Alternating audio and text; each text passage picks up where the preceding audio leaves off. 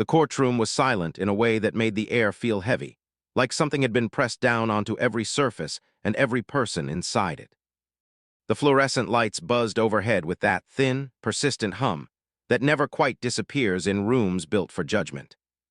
And there, sitting in a chair too large for her small frame, was a girl of 11 years old named Myra Solano, her hands folded in her lap so tightly that her knuckles had gone white. She was not crying. She had learned long before this moment that crying in front of people like these only made them look at you the way you most feared being looked at, with pity wrapped around contempt. As though your tears were an inconvenience, a disruption to the orderly business of deciding someone's fate. So she sat still, she breathed, and she waited. The judge, a man named Howard Callahan, 62 years old, silver-haired, with reading glasses perched on the bridge of his nose, looked down at her from his elevated seat with an expression that carried the full weight of his authority and none of his compassion. Behind him, the seal of the state hung like an emblem of something vast and indifferent. The woman seated to Mara's left was not her mother. She was a court-appointed attorney named Linda Marsh, and she had not spoken to Mara more than 4 sentences the entire morning. Not out of cruelty, necessarily, out of disinterest. Out of the particular exhaustion that comes when you have been assigned to represent someone you do not believe deserves your full effort. And across the courtroom, seated in the front row with his arms crossed and his jaw set, was a man named Victor Harlan. Victor Harlan was not a judge. He was not a lawyer.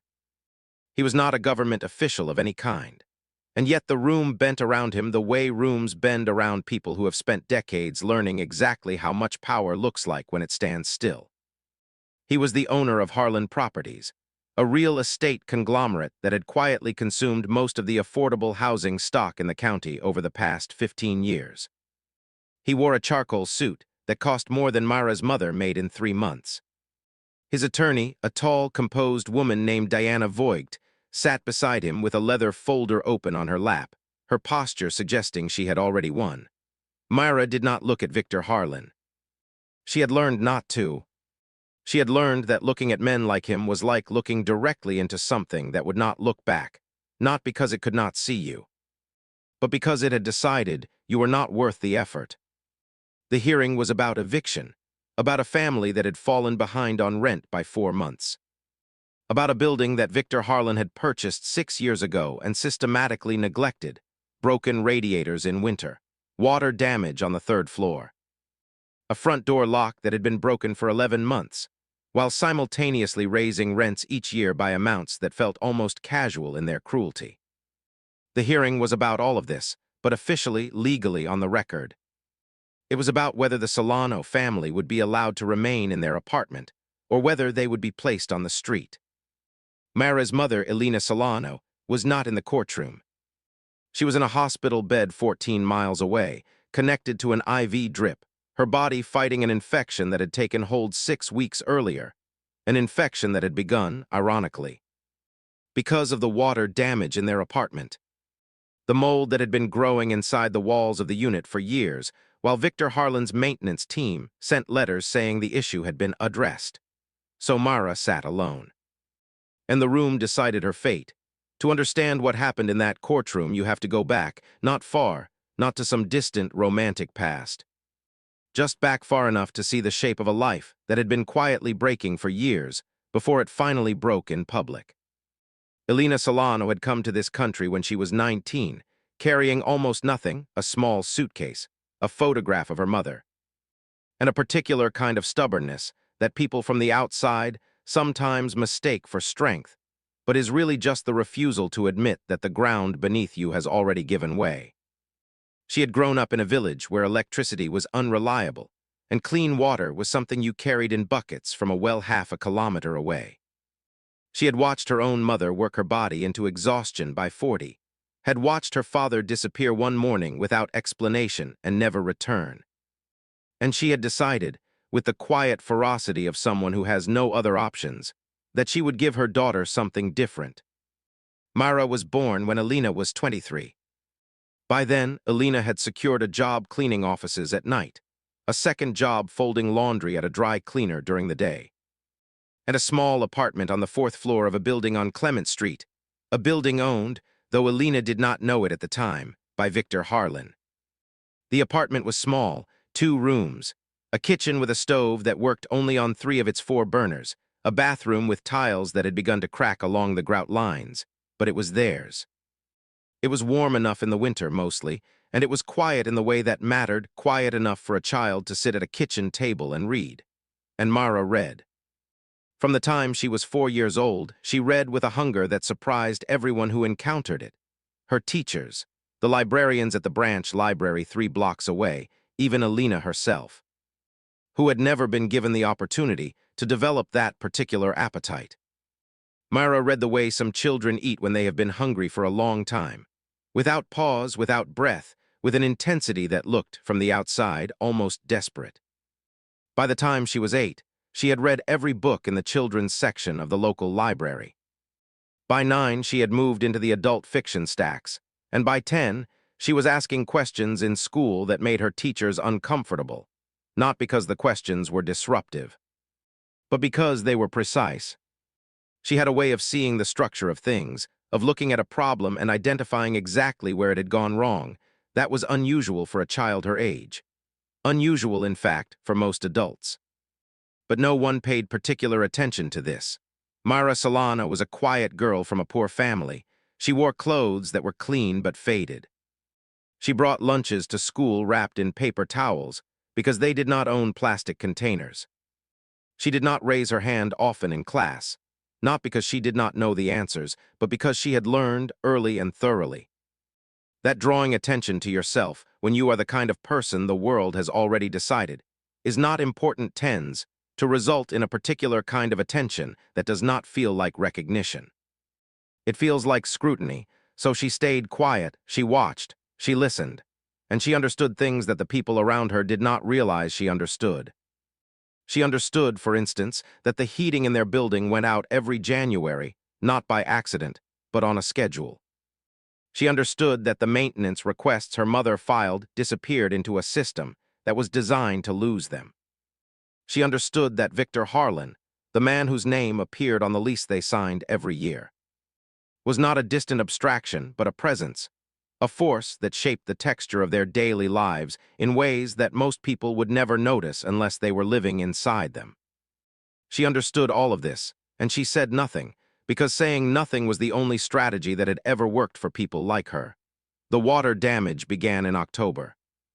It started as a small brown stain on the ceiling of the bedroom, the room where Mara slept on a mattress on the floor while Alina took the couch in the living area. Alina noticed it first, pressed her fingers against the damp plaster, and felt the slight give beneath the surface that told her this was not new. This had been building for some time. The water was coming from somewhere above them, a pipe, most likely, or a leak in the roof that had been seeping for months before it finally made itself visible. Alina called the number on the lease. A recorded message. She called again. Another recorded message. She wrote a letter, careful, polite, specific about the location and severity of the damage. The letter was acknowledged with a form response that said the issue had been logged and that a maintenance team would be dispatched within a reasonable time frame. No one came. By November, the stain had spread to cover most of the ceiling. The air in the bedroom had taken on a quality that Alina could feel in her throat, a thickness, a dampness that made each breath feel slightly labored. Mara noticed it too, though she said nothing about it at first. She began sleeping in the living room instead, telling her mother she preferred it there, near the kitchen where she could read by the light above the stove after Alina had gone to bed. By December, Myra began to cough. It was a dry, persistent cough that did not respond to the over-the-counter remedies Alina bought at the pharmacy with money she could not really spare. It came on in the mornings, when the air was coldest, and it followed Mara through the day like a shadow she could not shake.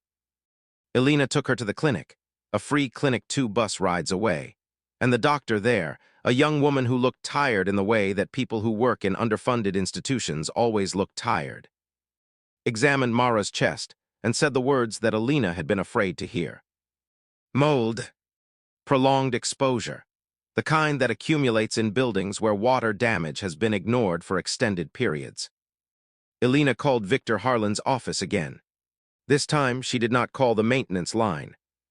She called the main number, the number listed on the company's website, the one that connected to a receptionist in a carpeted office on the 11th floor of a building downtown. The receptionist transferred her to a property manager named Greg Teller. Greg Teller listened to Alina describe the situation in a voice that was steady and controlled, and when she finished, he said, with a patience that sounded rehearsed, that the issue was being monitored and that any health concerns should be directed to the appropriate medical professionals. Alina hung up the phone and stood in the kitchen for a long time, her hand still wrapped around the receiver, staring at the wall in front of her as though she could see, if she looked closely enough, the exact shape of the injustice she was trapped inside. The rent was due on the 1st of each month. Alina had never missed a payment, not once in the 6 years they had lived in the apartment. She had arranged her entire life around this fact, around the careful choreography of 2 jobs and 2 bus routes, and meals planned with the precision of someone who knows exactly how much margin she has, and exactly how quickly that margin can disappear. But in January, Alina got sick. It happened faster than she expected. One morning she woke up and could not get out of bed. Her body felt as though it had been filled with something heavy overnight, and when she tried to stand, the room tilted sideways and she sat back down on the edge of the mattress, breathing carefully, feeling the heat in her own skin, and understanding with a clarity that left no room for denial that this was serious. Mara found her that morning. She stood in the doorway of the bedroom and looked at her mother, at the sweat on her forehead, at the way her hands trembled slightly against the sheets, and something closed inside her chest. Not panic, something quieter than panic. Something that felt more like recognition, like a part of her had always known this moment was coming and had been preparing for it without her conscious awareness. She called an ambulance. She rode with her mother to the emergency room. She sat in the waiting area for 4 hours while they ran tests and administered fluids and determined that the infection, bacterial, secondary to the respiratory damage caused by prolonged mold exposure, was severe enough to require hospitalization. Alina looked at Mara from the hospital bed, her eyes glassy with fever and medication, and said the thing that mothers say when they realize they have failed to protect their children from the world. "I'm sorry." Mara took her mother's hand and held it. She did not say it was okay. She did not say anything at all.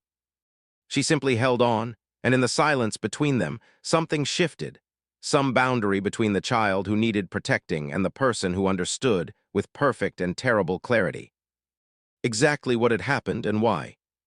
The eviction notice arrived on February 3rd. It was a standard document, clean white paper, official letterhead, the language precise and impersonal in the way that legal documents are designed to be.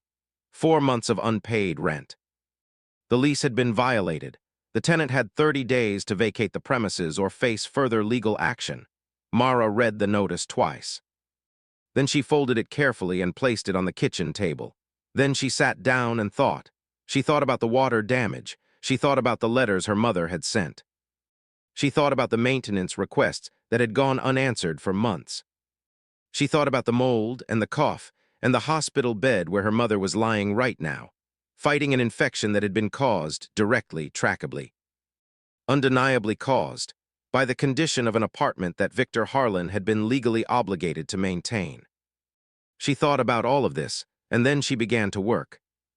Over the next 2 weeks, Mara did something that no one expected her to do, because no one knew she was capable of it, and more importantly, because no one was paying close enough attention to notice. She went back through her mother's files. Alina kept everything, every letter, every maintenance request, every response from Harlan Properties, every piece of correspondence dating back to the day they signed the lease. She kept them in a shoebox under the bed, organized by date, because Alina Solano understood instinctively what many people with more education never learn. That paperwork is not bureaucratic noise. It is evidence. Mara read every document. She read the lease. She read the city's housing code, which she found online at the library after school, sitting at a computer terminal in the corner of the room where the fluorescent light flickered every few seconds. She read about tenant rights. She read about landlord obligations. She read about the legal standards for habitability, for maintenance, for the duty of care that a property owner owes to the people who live in their buildings. She read for hours each day, after school, after visiting her mother at the hospital, after making dinner for herself, a bowl of rice, sometimes with an egg if the carton was not empty. She read with the same hunger she had always brought to books, but now the hunger had a direction. It had a purpose, and slowly, carefully, she began to build something. She began to document. She photographed the water damage, what remained of it, the stains on the walls, the discoloration of the ceiling. She photographed the broken lock on the front door.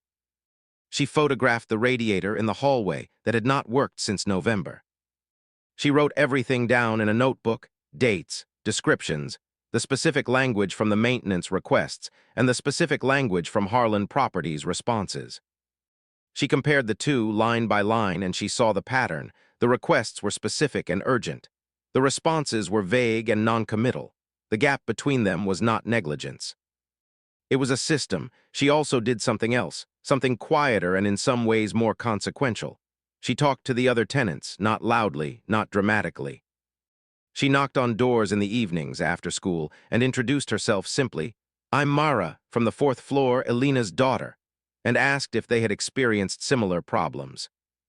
Broken heat, water damage, unresponsive maintenance. And one by one, tenant after tenant opened their door a little wider and said yes. Yes, they had. Yes, they had tried to get it fixed. Yes, they had been ignored. Mrs. Patricia Chen on the 2nd floor had been living with a leak in her kitchen ceiling for 8 months. Mr. David Acaffer on the 3rd floor had reported black mold in his bathroom 3 times with no response. The family in 4B, a young couple with a baby, had been without working heat for 6 weeks the previous winter, and had simply stopped complaining because they had learned, as Mara had learned. That complaining was a form of hope, and hope in this building was something that got punished. Mara wrote down everything they told her. She asked if they had kept their own records. Some had. She collected what she could, copies of letters, photographs on phone screens that she asked permission to capture, names and dates and the quiet. Exhausted testimony of people who had long since stopped expecting anyone to listen. The court-appointed attorney, Linda Marsh, learned about Mara's research 3 days before the hearing. Mara brought the notebook, all of it, the photographs printed at the library, the copies of the letters, the tenant statements, to Linda Marsh's office on a Thursday afternoon. The office was small, cluttered, smelling faintly of old coffee, and the particular staleness that comes from too many hours spent in too small a space.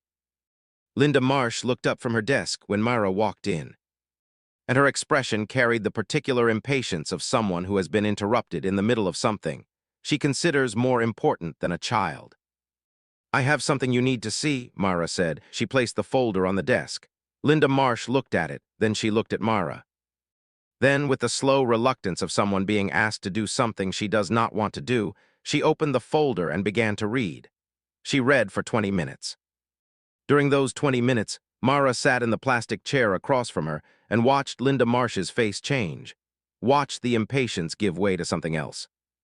Something that looked first like surprise, then like calculation, and finally, very quietly, like the dawning recognition that she had almost missed something significant. When she finished reading, Linda Marsh looked up and said, "Where did you get all of this?" "From my mother's files," Mara said, "and from the other tenants, and from the City Housing Code. Section 14, subsection C. It says the landlord is required to maintain habitability standards, and if they fail to do so after written notice, the tenant has grounds to withhold rent and to file a counterclaim." Linda Marsh stared at her for a long moment. Then she picked up her phone and made a call. The courtroom on the day of the hearing was fuller than expected. Patricia Chen was there. David Acaffer was there. The young couple from 4B was there. The woman holding the baby against her chest, both of them quiet and watchful. 7 other tenants from the Clement Street building had come, some of them people Mara had never spoken to, who had heard through the quiet networks that exist in buildings like this one that something was happening, that someone was finally doing something, and who had come to see it for themselves. Victor Harlan was there as described, composed, unhurried, flanked by Diana Voigt and her leather folder. He did not look at the tenants. He did not need to. He had spent 30 years in rooms like this one, and he knew how they worked. He knew that the system was designed to move in his direction, that the weight of money and legal representation and institutional familiarity created a kind of gravity that pulled outcomes toward people like him and away from people like them. Judge Callahan called the hearing to order. Linda Marsh stood. She had spent the previous 72 hours preparing, not in the perfunctory way she had originally planned, but with a thoroughness that surprised even herself. She had made calls. She had pulled records from the city's housing inspection database, records that showed, in the dry language of bureaucratic documentation, that the Clement Street building had been cited for code violations 14 times in the past 3 years, and that Harlan Properties had responded to 11 of those citations with appeals, delays, and procedural objections that had effectively neutralized them. She presented the evidence methodically, the maintenance requests, the non-responses, the photographs of the water damage, the medical records from Elena Solano's hospitalization, with Elena's written permission, obtained via a phone call to the hospital the previous evening, the tenant statements, signed and dated, the city housing code, with the relevant sections highlighted. And then she did something that was not, strictly speaking, standard procedure, but which Linda Marsh had decided, in the quiet hours between Thursday night and Monday morning, was necessary. She called Mara to the stand. Mara walked to the witness box with the same stillness she had carried into the courtroom that morning. Her hands were at her sides. Her face was composed. The room watched her, the judge, the attorneys, the tenants in the gallery, Victor Harlan with his arms still crossed, and in the watching something shifted.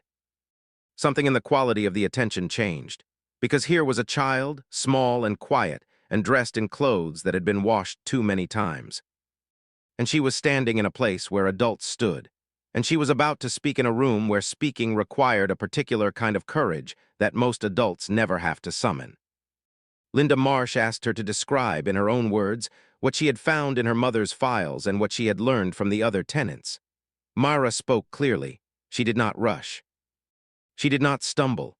She described the water damage and the timeline of the maintenance requests and the timeline of the responses, or rather, the absence of responses. She described the mold and her mother's illness, and the eviction notice that had arrived while her mother was in the hospital.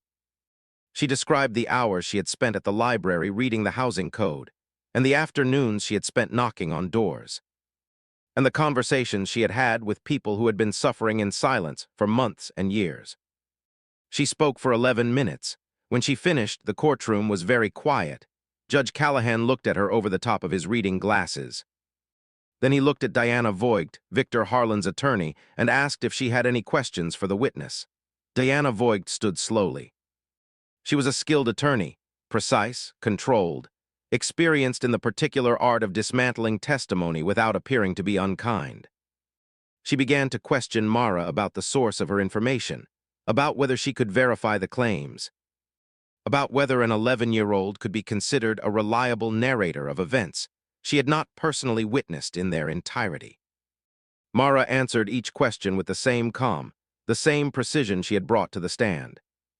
When Diana Voigt pressed her on a specific detail, the date of a maintenance request that seemed inconsistent with the timeline, Mara reached into the folder she had been permitted to bring with her, pulled out the original letter, and placed it on the edge of the witness box, pointing to the date with her finger. "It's right there," she said. "Third line, January 14th. Diana Voigt looked at the letter. She looked at Mara.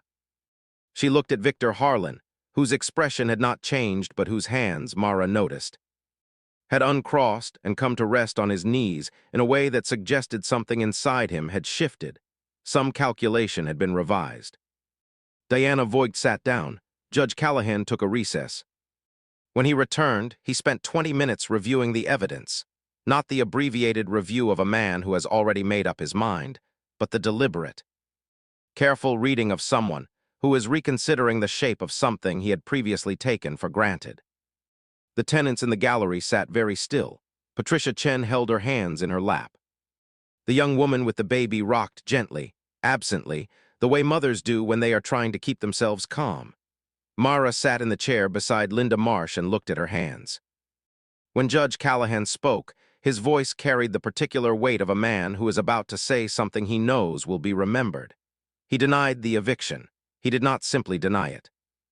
He issued a ruling that found Harlan Properties in violation of the habitability standards outlined in the City Housing Code, and that the tenant's failure to pay rent constituted a legally protected response to those violations. He ordered an independent inspection of the Clement Street building. He referred the matter to the city's housing authority for a full investigation into Harlan Properties management practices across all of their residential holdings in the county. And he awarded the Solano family damages, a modest sum by the standards of what had been done to them, but a sum that represented something Victor Harlan had never expected to concede in a room like this one: accountability. Diana Voigt began to object. Judge Callahan looked at her and said very quietly, "Ms. Voigt, I have read the evidence. I suggest you advise your client accordingly." The courtroom was silent again. But it was a different kind of silence now. Not the heavy, indifferent silence of a room that has already decided, but the taut, charged silence of a room in which something unexpected has happened. And everyone present is still adjusting to the shape of it. Victor Harlan stood. He did not look at Mara, he did not look at the tenants. He walked out of the courtroom with Diana Voigt beside him, his footsteps measured and unhurried, and the door closed behind him with a sound that was quieter than it should have been, given the weight of what had just occurred. The investigation that followed took 4 months. The independent inspector found code violations in 31 of the 42 units in the Clement Street building. Water damage in 18 of them, heating failures in 12, structural issues in the stairwell that had been flagged by a city inspector 2 years earlier and never addressed. The full scope of what Victor Harlan had allowed to persist, what he had actively, systematically allowed to persist while collecting rent from families who had no power to compel him to do otherwise, was laid out in a document that ran to 47 pages. The Housing Authority expanded the investigation to Harlan Properties' other holdings. They found similar patterns in 4 other buildings. The investigation became public. Local news covered it. Then regional news. Then, briefly, national attention, the kind of attention that arrives late, as it always does, but that carries with it a particular pressure that money alone cannot deflect. Victor Harlan hired additional attorneys. He issued statements through his public relations team. He expressed his commitment to working cooperatively with authorities to resolve any outstanding concerns. The language was careful, practiced, designed to convey cooperation without conceding anything. But the damage, his damage, the kind that comes not from water or mold but from exposure, had already been done. Elena Solano was released from the hospital in late March. She was thinner than she had been. Her skin had a grayish quality that took weeks to fade. But she walked out of the building under her own power, and when she saw Myra waiting for her in the lobby, standing beside Linda Marsh, who had driven her there, she stopped and looked at her daughter with an expression that was not surprise exactly, but something adjacent to it. Something that looked like the slow, dawning recognition of a depth she had not known was there. They did not hug, not in the lobby, not in front of Linda Marsh. They walked to the car together, and in the car, Elena reached across the console and took Myra's hand, and they sat like that for a long time before either of them spoke. "You did all of that?" Elena said finally. Myra nodded. Elena looked out the window at the parking lot, at the gray sky, at the ordinary ugliness of a place that should have felt significant but looked, like most places, like nothing at all. And then she said very quietly, "How did you know?" And Myra said, "I read it." The Solano family did not move. They stayed in the apartment on the 4th floor of the Clement Street building, and over the following months, the repairs were made, slowly, imperfectly, under the supervision of a court-appointed monitor who reported directly to the judge. New radiators, new plumbing. The mold was remediated by a professional crew who sealed the affected walls and treated the underlying moisture with a thoroughness that the previous maintenance team had never come close to. Approximating, Victor Harlan paid the damages.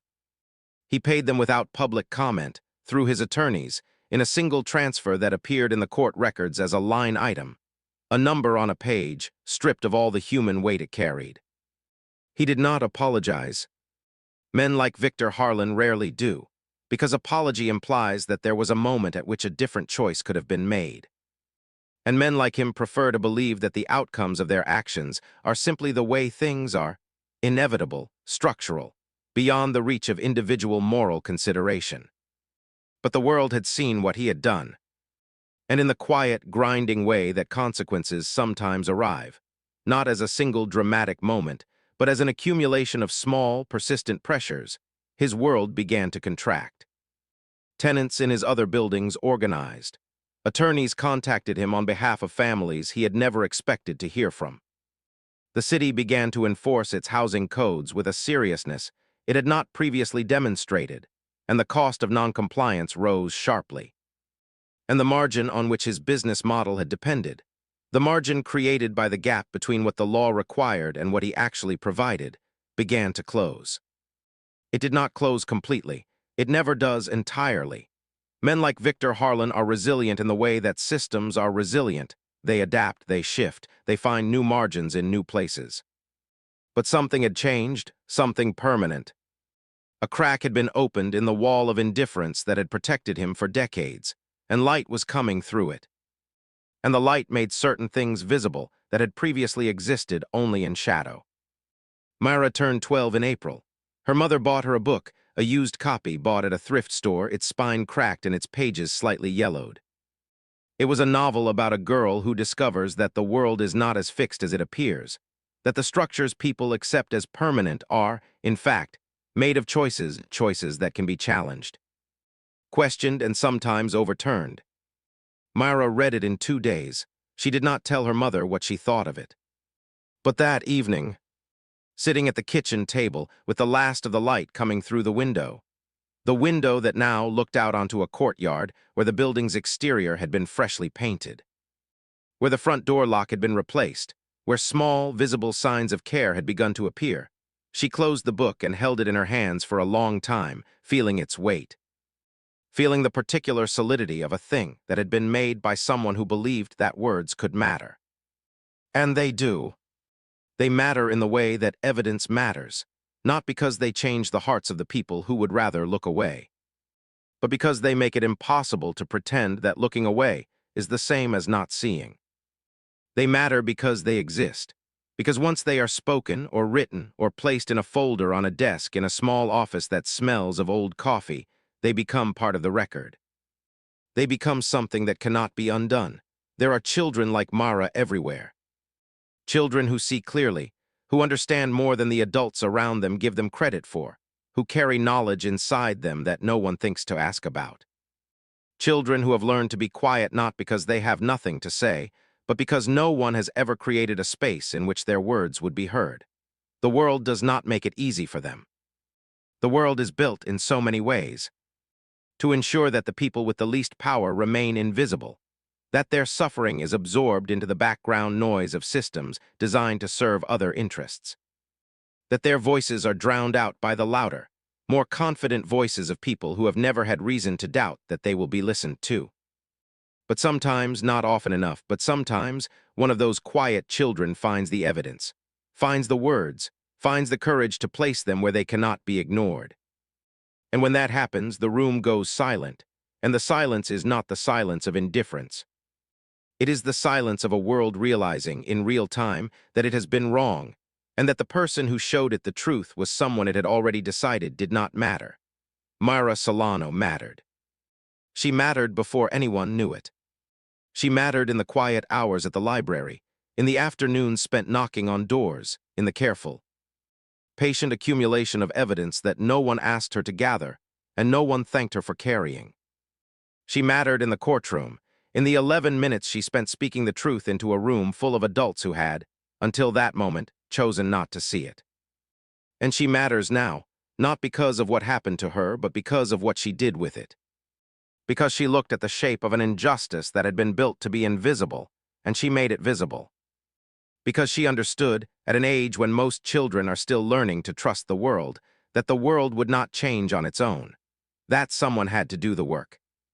And that the work, quiet, unglamorous, painstaking, was the only thing that had ever actually mattered. The pain she carries every single day of her life is not the pain of what was done to her. It is the pain of having seen it clearly, of knowing, with a precision that no amount of time will soften, exactly how the world decides who gets to matter and who does not. That knowledge does not go away. It stays with you, settled into the bones, a weight you carry without complaint because complaint implies that you once believed it would be otherwise. But Mara also carries something else, something quieter than pain and harder to name. The knowledge that she looked at the weight of the world and did not look away, that she gathered the evidence. That she spoke, that in a room full of people who had already decided her fate, she stood up and told the truth, and the truth, as it always does, when it is finally allowed to be heard, changed everything.